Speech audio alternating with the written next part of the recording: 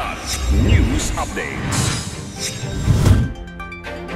Sa ating mga balita, pakikipag-ugnayan kay House Speaker Martin Romualdez para sa Chacha Signature Campaign, inamin ng Pirmalid Convenor Noel Oñate. Oral defamation charges laban sa dalawang aktivistang sina Jonila Castro at Jed Tamano, harassment nilang itinuturing. MOU sa South China Sea Security at Rice Trade nilagdaan ng Pilipinas at Vietnam. Unti-unting pagbabalik sa dating school calendar na ang pasukan ay Hunyo, kinukumpirma ng DepEd. Ako po si Cesar Soriano, kasama ang buong puwersa ng Kidlat News Channel para ihatid ang mga nangungunang balita sa buong kapuluan ngayon. Inamin ni People's Initiative for Reform, Modernization and Action o Pirmalid Convenor Noel Oñate sa Senado na nakipag-ugnayan siya kay House Speaker Martin Romualdez para sa Charter Change Signature Campaign.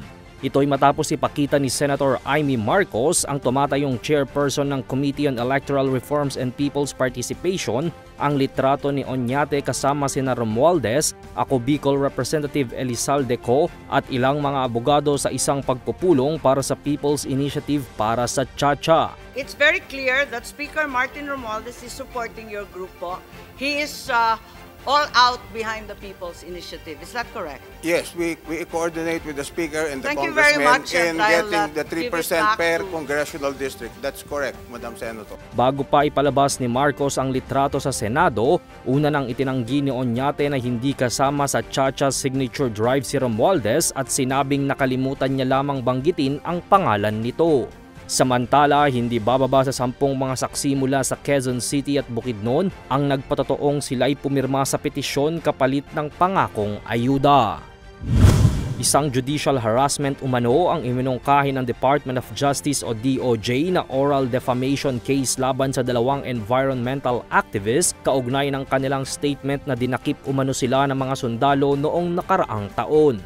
Sa isang joint statement ni Jonila Castro at Jed Tamano, kanilang sinabi na malinaw para sa kanila na layunin ng kaso ay manira ng moral, manakot sa mga gustong lumaban para sa karapatan at magpatahimik. Kanila ring tinukoy si DOJ Senior Assistant Prosecutor Arnold Magpantay at nagpahayag na itinuturing ni Magpantay ang banta sa kanilang buhay bilang pawang imahinasyon lamang. Ang intensyon umano nila ay paglalantad ng katotohanan at hindi pinalabas na nagmula sa isang deep-rooted motive na siraan at ipahiya ang Armed Forces of the Philippines. Samantala, itinanggi ng mga otoridad ang mga paratang sa pagdakip kina Castro at Tamano. Nilagdaan na ng Pilipinas at ng Vietnam ang Memorandum of Understanding o MOU on Incident Prevention and Management in the South China Sea, gayon din ang Memorandum on Maritime Cooperation ayon sa pahayag ng Presidential Communications Office o PCO.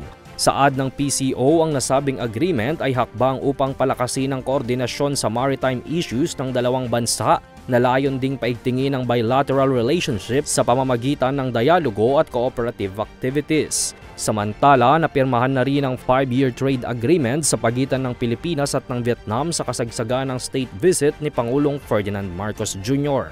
Sa nasabing MOU, tinatayang nasa 1.5 million hanggang 2 million metric tons ng white rice kada taon ang ipinangakong isusupply ng Vietnam sa bansa. Kinumpirma ng Department of Education o DepEd na nasa proseso sila na amyendahan ang lumang department order para sa preparasyon na unti-unting ibalik ang pag-uumpisa ng school year sa Hunyo matapos ang sunod-sunod na reklamo na nahihirapang magklase tuwing tag-init sa mga buwan ng Abril at Mayo. Saad ni DepEd Director 4 Laila Ariola, hindi ito magagawa ng agaran dahil maaapektuhan ang mga bilang ng school days. Apektado rin ang mga araw ng bakasyon ng mga guro. Anya, kasalukuyang may consultation ang kagawaran sa field offices kabilang ang regional directors. Dagdag na Ariola, posibleng maibalik ang dating academic calendar sa pagbubukas ng school year 2025-2026. Para sa Kidlat News Updates, ito si Jai Reyes, nag-uulat. Atin niyo pong natunghayan ang mga headlines sa nakalipas na mga oras. Manatiling nakatutok para sa mga susunod na updates at breaking news. Ako po si Cesar Soriano, kasama nyo sa bawat pagputok ng balita.